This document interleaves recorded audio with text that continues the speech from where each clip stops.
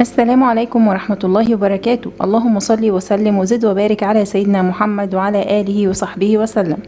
أهلا بحضراتكم. النهاردة إن شاء الله زي ما حضراتكم شايفين الفطير هنعمل منه الحلو وهنعمل منه الحادق. طريقة سهلة وبسيطة جدا وبدون عجن نهائي. إن شاء الله الطريقة هتنال رضاكم جدا. زي ما حضراتكم شايفين كده الحشوة باينة، الجبنة بتمط. طبعا الفطيرة سخنة جدا على إيدي، مش قادرة أتحكم فيها، بس بحاول اوريكم المطه بتاعه الجبنه، واوريكم كمان الطراوه بتاعه الفطير وازاي هو مش ناشف وطري وجوسي كده ويستاهل بقكم. ده الصنف الحادق والحشوات هنتكلم فيها، وده الصنف الحلو. شايفين شكل الفطيره عامل ازاي؟ طبعا الفطيره دي بتتباع بره، انتوا عارفين بكام، وكمان مش ضامنين نظافتها ولا جودتها زي بتاعه البيت وحلاوه بتاعه البيت. شايفين ما شاء الله على الحشوه باينه جدا. اقول لكم دلوقتي انا حشيتها ايه وازاي طلعت معايا طريه ومورقه بالشكل الحلو ده.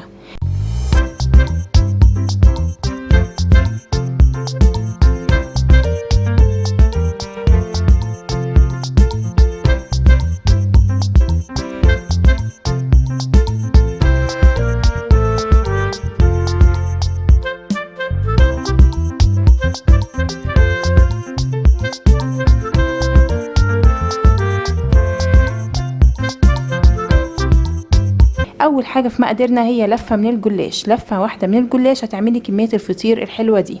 معايا للحلو او للحادق اقصد الجبنه الماكس، معايا الطماطم طرنشات، معايا زيتون حلقات، طبعا سمنه للدهن. ومعايا للحلو هستخدم هنا في حشوتي قشطه، وهستخدم مربى، وهستخدم جوز الهند.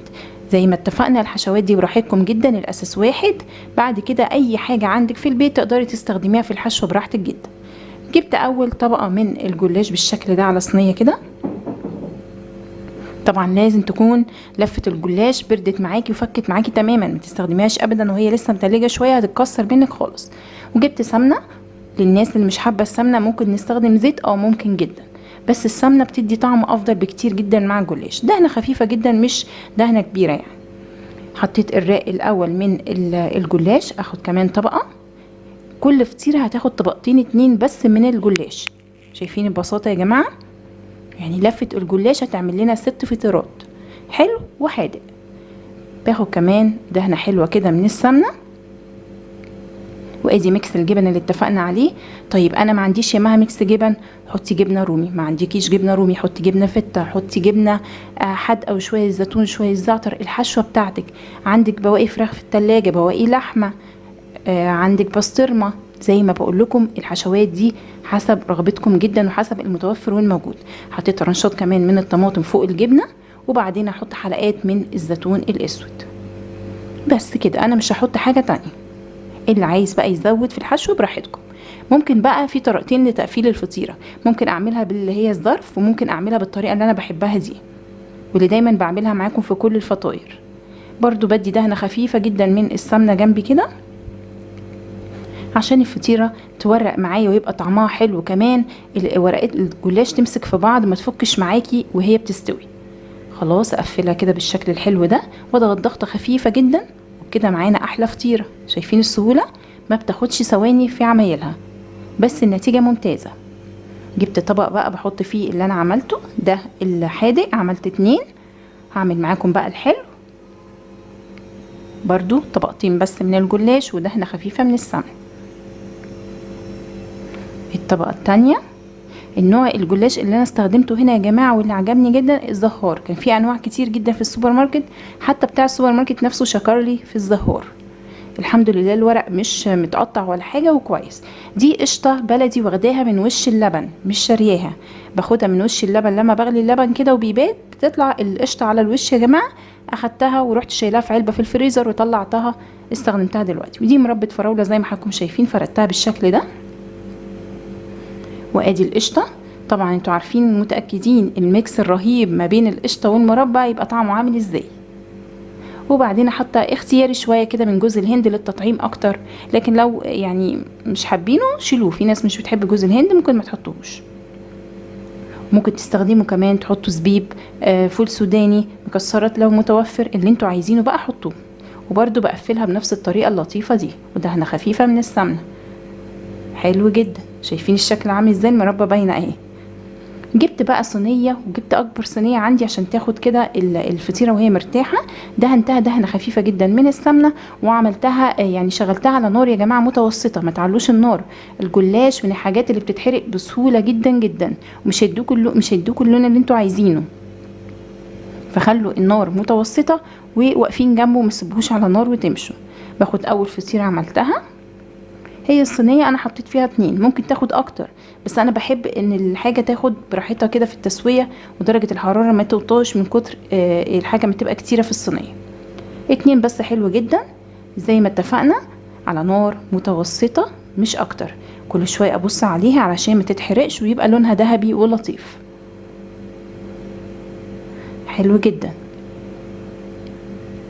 بصوا ما بتاخدش حاجه، في دقايق تكونوا عاملين كميه الفطير كلها، ولا بيتزا بقى ولا عجن ولا شغلانه. خلاص اللون ده حلو قوي. اقلبها بقى على الناحيه التانية. بصوا اللهم صل على سيدنا محمد، اللون حلو جدا، اللون ذهبي تحفه. هقلب دي كمان. ناخد بالنا كمان لما نيجي نسوي الطاسه التانية من الفطير او الصينيه التانية، بتكون درجه الحراره بقت اعلى بتاعه الصينيه، فمش هياخد وقت زي اللي خدوا الفطير الاولاني. حلو قوي اللون ده. بصوا الطراوه بتاعه الفطيره طريه قوي. بصوا يا جماعه عامله ازاي،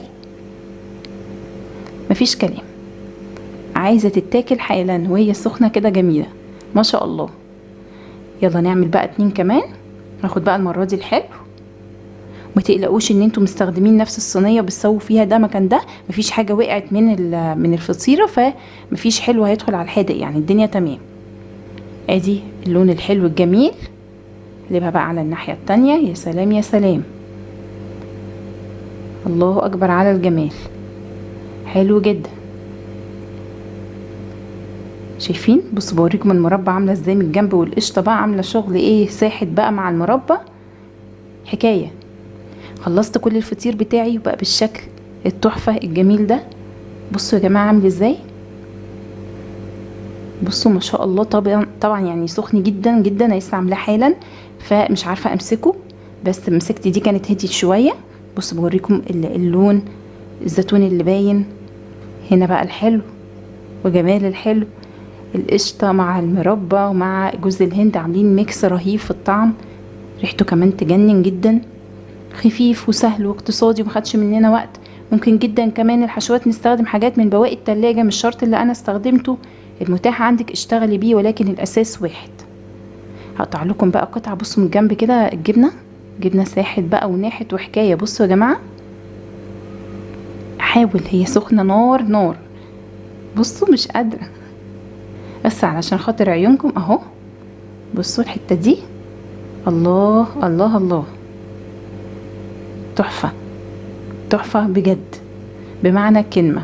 حاجه ما خدتش مننا وقت ولا مجهود، والنتيجه ممتازه. احاول برضو اقرب لكم كده واقطع لكم حته من الجنب ده، لعل وعسى تكون بردت شويه وهديت. بصوا يا جماعه، قربوا قربوا قربوا قربوا.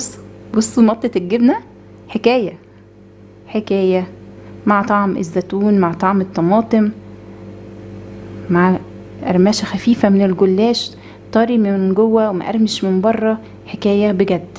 عايزه برضو اقطع لكم جزء من الحلو عشان تشوفوه من جوه عامل ازاي اهو.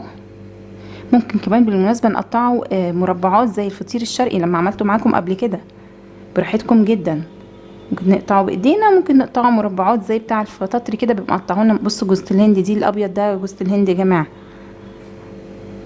والقشطه طبعا ساحت، والمربى بصوا اللون من هنا ومن هنا، والطراوه كمان بتاعت الفطيره.